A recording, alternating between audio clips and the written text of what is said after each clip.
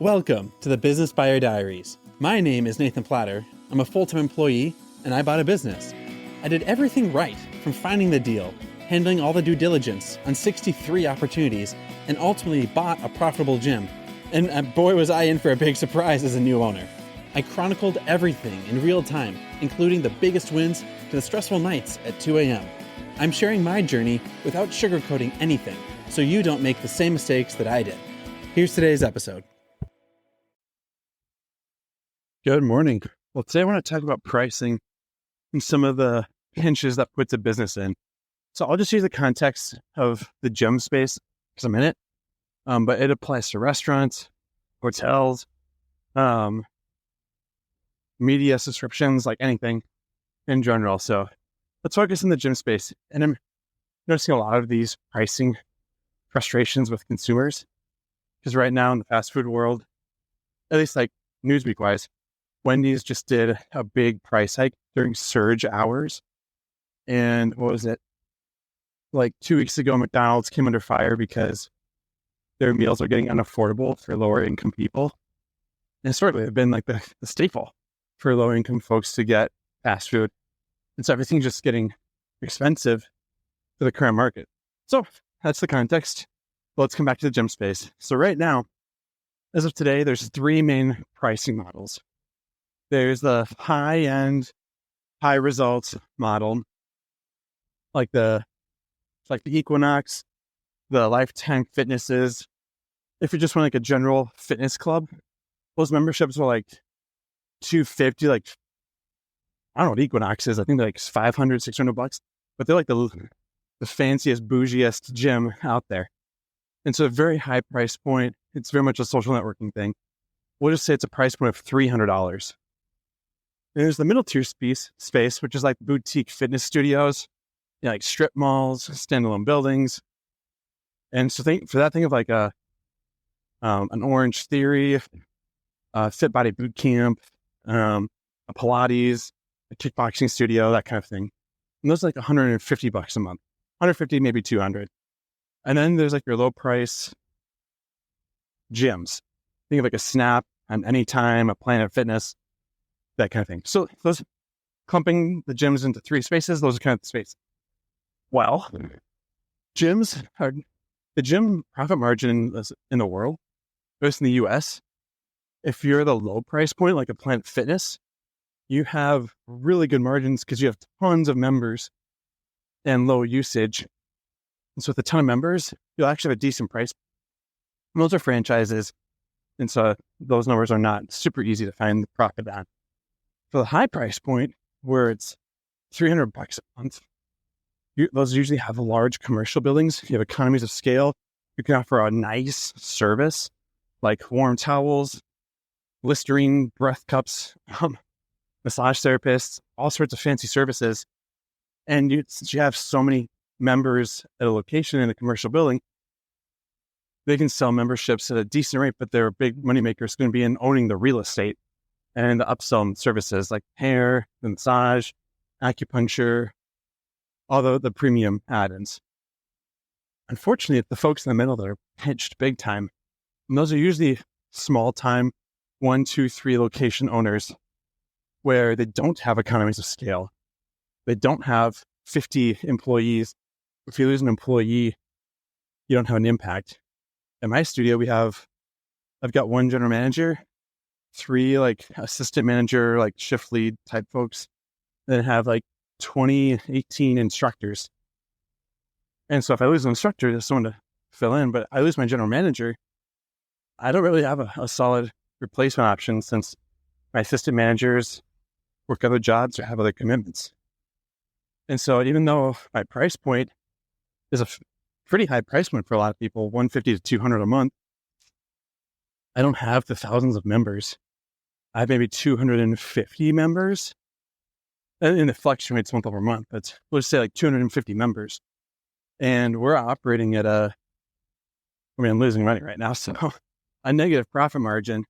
And so when folks see like these classes are full, paying a lot of money, we should be getting a lot for, like, yeah, I want to give you a lot for this.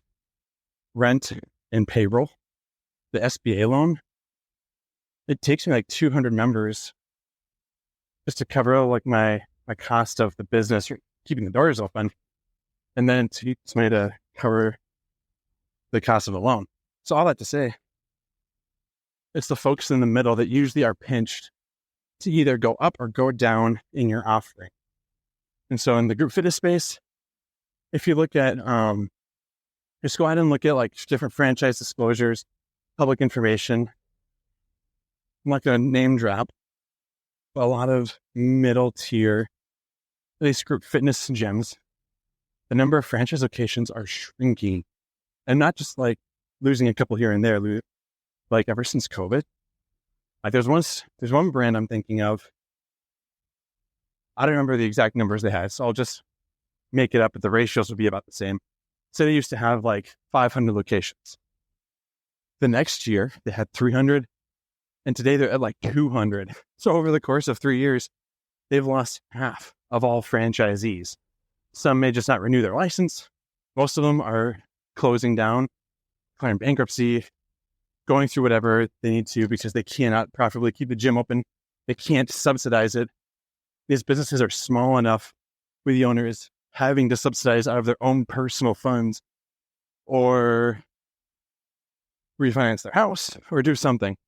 And so as a pricing thing, that's a common pattern you see in the market as a whole. And in this case, group fitness. So fast forward a handful of years, what does this guy end up doing? Well, the franchise is, at least, the brands are going to shrink. The number of locations are going to shrink dramatically. And unless you have new blood, new life, new models in the middle, you're going to lose that middle price point. You're going to have either more Snap Anytime Planet Fitnesses.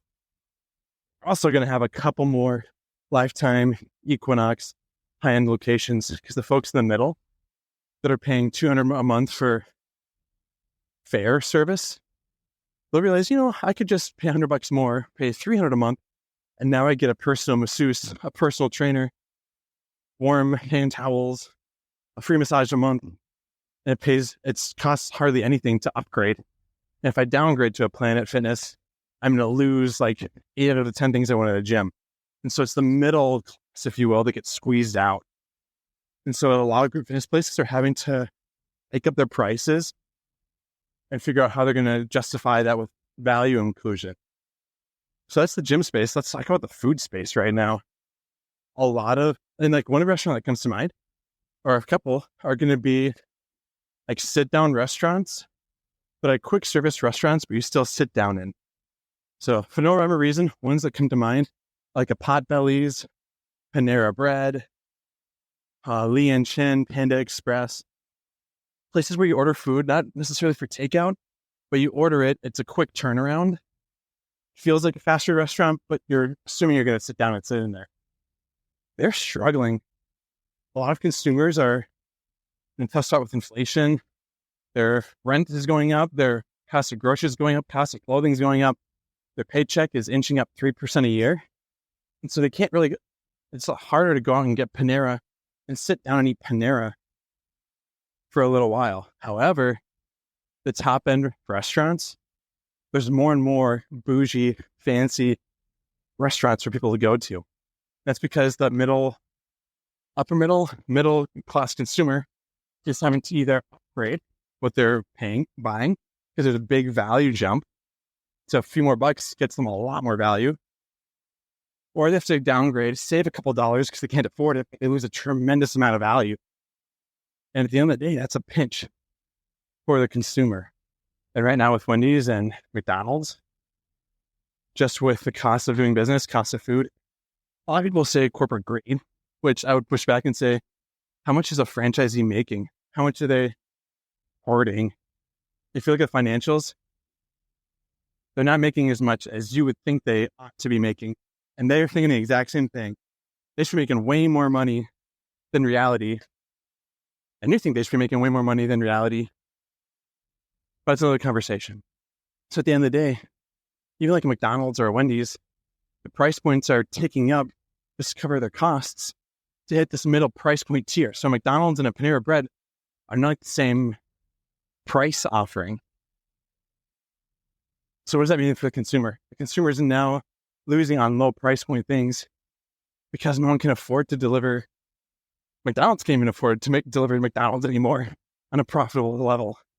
So either shut down McDonald's, which McDonald's is not going to shut down McDonald's, or you have McDonald's have to improve their value offering, inch up the pricing. We have to survive and be a compelling business in the market. They can't just hang around that low price point as of today. At least they don't think they can. And so that's all the philosophy. That's my college lecture. What does that mean for you? From what I'm gathering as an owner, seeing in the marketplace with high price point, low price point, mid price point companies, you've got to pick one or the other and buckle down. And the studio that I own, we're in that middle tier. We're a kickboxing franchise studio, and we're not selling workouts. We're not selling equipment. We have to be selling the result, the transformation. It's something that's almost like a different thing that we're selling. And that's the way that we're having to differentiate, because we can't compete with a Planet Fitness price point. Our doors would close within 3 months if we price ourselves like a Planet Fitness. We also can't price ourselves like a Lifetime because we don't have the manpower to deliver that value. So if we charge $300 a month, people say, you're stupid. No way. And then we're going to lose to a Lifetime.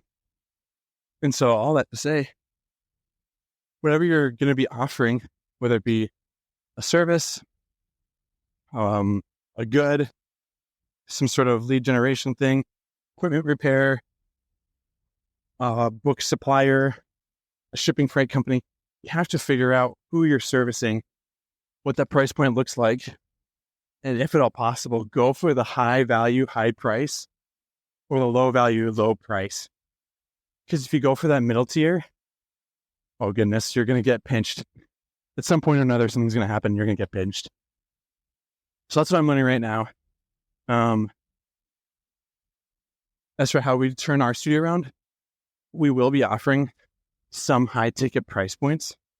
And it'll be comparable to if you bought like a personal training package from Lifetime Fitness, where you can get it through our studio. Instead of being one of 30 high value clients for a trainer at a Lifetime, you can be one of 6 clients for a trainer at the studio. So we're going to deliver a higher value, same price point, because we don't have the same overhead.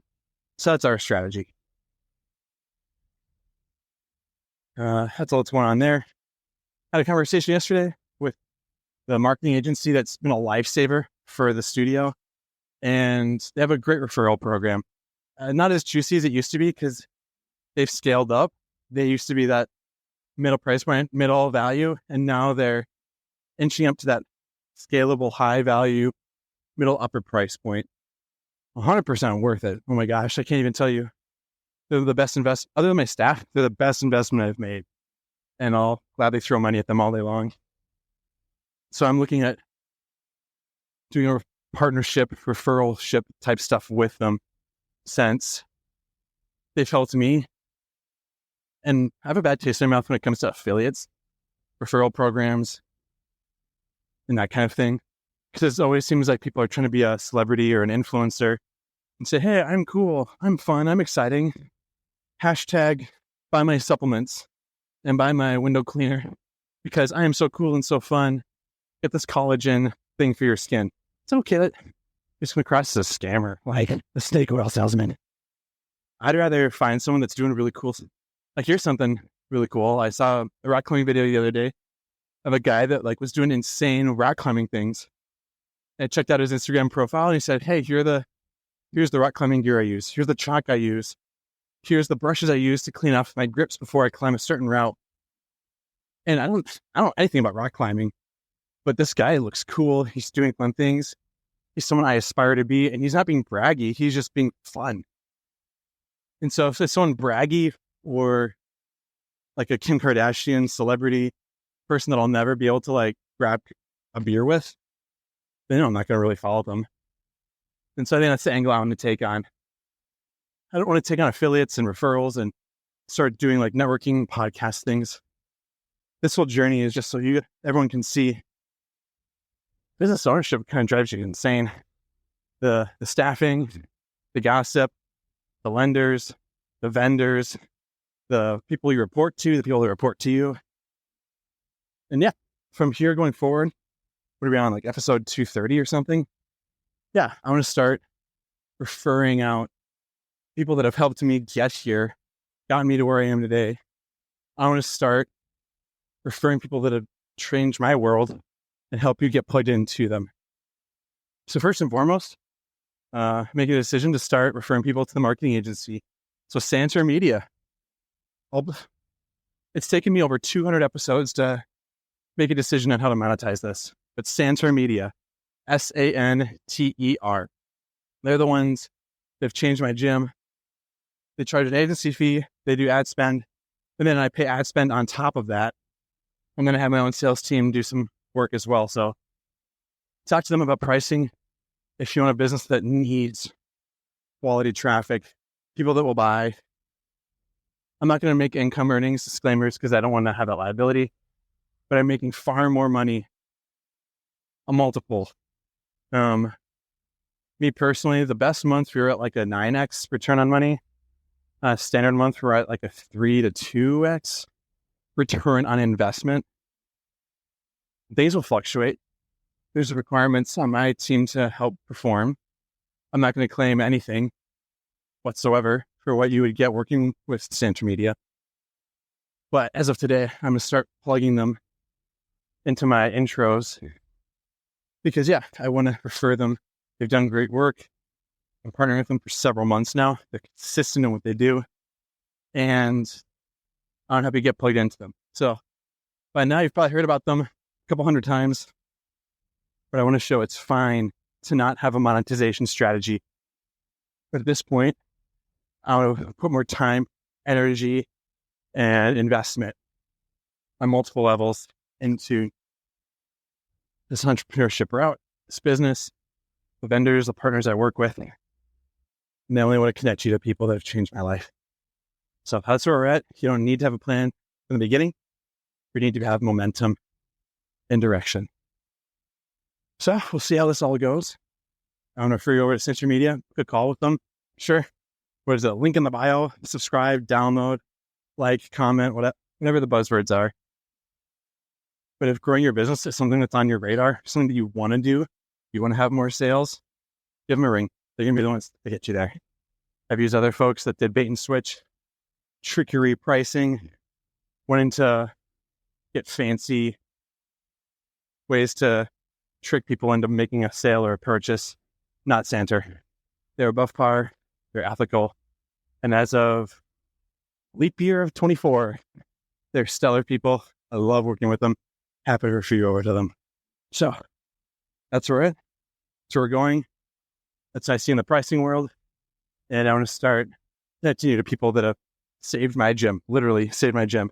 If I didn't work with Santer, I don't know where this gym would be other than on the edge of closing its doors. Hands down. You need people that are going to get you where you need to be. That's where we're at. That's where we're going. Go check Santer out. Let's rock and roll.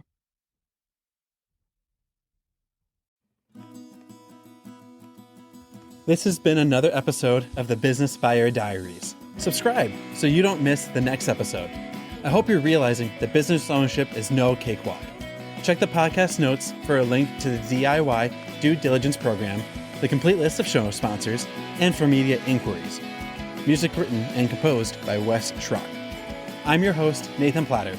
Join me again on the next one.